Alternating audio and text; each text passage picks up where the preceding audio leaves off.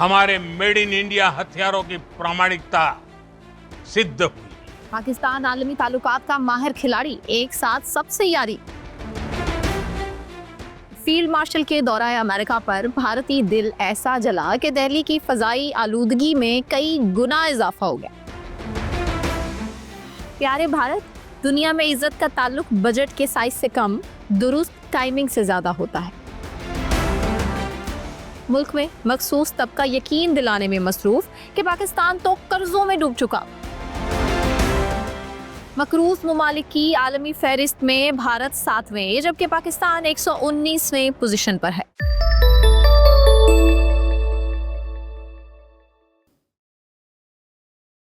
अस्सलामुअलैकुम, मैं सना नकवी, आप देख रहे हैं व्लॉग सेंट्रल। उभरता हुआ पाकिस्तान। फाइनेंशियल टाइम्स ने अपनी एक रिपोर्ट के इस उन्वान के जरिए इंकशाफ किया कि पाकिस्तान हैरत अंगेज तौर पर एक ही वक्त में अमेरिका से हाथ मिलाने के साथ साथ चाइना को गले लगाकर ईरान को सलाम भी कर रहा है, जबकि वहीं खलीजी शहजादों के साथ फोटो खिंचवाने के अलावा रूस के साथ शतरंज खेलने में भी मसरूफ है। ये सिर्फ सिफारतकारी नहीं है, ये मुल्क का नया सिफारती विजन है। जी हाँ, ऐसा सिफारती बैलेंस कि जहां अमेरिका से बात हो रही है तो साथ ही चाइना को मुस्कुराता इमोजी भी भेजा जा रहा है। ईरान के साथ हल्की सी बिरादराना मोहब्बत चल रही है और रूस को भी यकीन दिलाया जा रहा है कि हम आपकी कौमी वहदत का एहतराम करते हैं। भाई, अब मानना तो पड़ेगा कि पाकिस्तान अब आलमी ताल्लुकात की दुनिया का वो स्टूडेंट बन चुका जिसने स्कूल की हर क्लास में दोस्ती बना रखी है। माइकल कुगलमैन, जो एशिया पैसिफिक फाउंडेशन के सीनियर फेलो हैं, फरमाते हैं कि अमेरिका और पाकिस्तान के ताल्लुकात हैरान कुन हैं।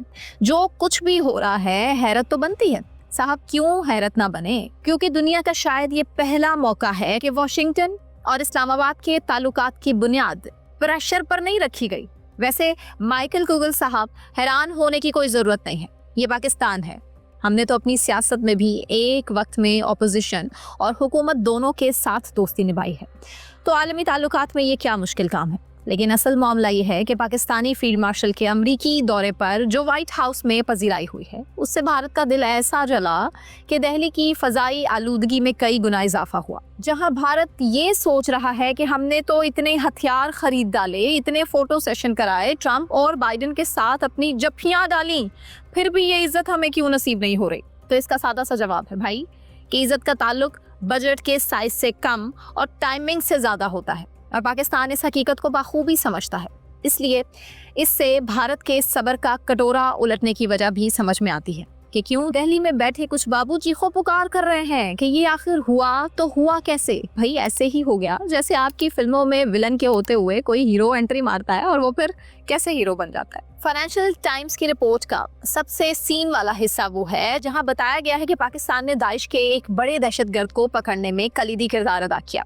अमेरिका खुश, बाकी दुनिया हैरान, भारत खामोश, मगर अंदर तो टूटा हुआ है।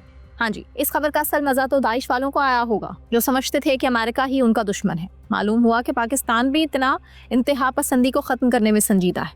वैसे भारत का मसला ये है कि वो चाहता है कि वॉशिंगटन हर वक्त उसका हाथ पकड़े रखे, इसीलिए आजकल उसका रवैया इस बच्चे जैसा हो चुका है जो दोस्तों के इकट्ठे बैठने पर भी शोर मचा के अपनी अहमियत को उजागर करता है। 21वीं सदी के वॉरफेयर में made in India defence equipments, इसका समय आ चुका है। भारतीय मीडिया पर हर रोज एंकर्स शाम के प्रोग्राम्स में यही दुहाइयां देते दिखाई दे रहे हैं कि अब ये सब पाकिस्तान की चालाकी है। ये देखकर लगता है कि पाकिस्तान ने खारजा पॉलिसी में नया फलसफा अपना लिया। दुश्मन बनाने से बेहतर है कि सबको दोस्त बना लो। इसलिए भारत की परेशानी तो समझ में आती है, क्योंकि उसकी ख्वाहिश थी कि पाकिस्तान आलमी सतह पर सिर्फ एक कोने में बैठा दिखाई दे। मगर ये क्या, पाकिस्तान ने तो ना सिर्फ पूरे खेल के मैदान में घूमना शुरू किया, बल्कि बड़े बड़े खिलाड़ियों में अपना नाम भी दर्ज करा लिया। आखिर में फाइनेंशियल टाइम्स को शुक्रिया कि उन्होंने हमें याद करा दिया कि हम कितने मल्टीटास्किंग हैं। बाकी दुनिया को तो शायद अभी एहसास ही ना हुआ हो, मगर हमें पता है कि ये सब कुछ इसलिए मुमकिन है कि हमारी सिफारतकारी का एक खुफिया हथियार है। आओ बात करें। अब सवाल यह है कि पाकिस्तान की ये सबसे दोस्ती वाली पॉलिसी आखिर कब तक चलेगी। तो जनाब, ये तब तक चलेगी जब तक सबको यकीन है कि हम उनके लिए ज़रूरी हैं। सच पूछे तो इस वक्त दुनिया में ऐसा कौन सा मसला है जिसमें पाकिस्तान को शामिल ना करना पड़े? चाहे दहशतगर्दी का मसला हो, चाहे ट्रेड का मसला हो, या फिर जंग, या फिर कोई भी मसला। दो बड़ी आलमी ताकतें ट्रेड वॉर के दरमियान अमन के लिए सिफारतकारी।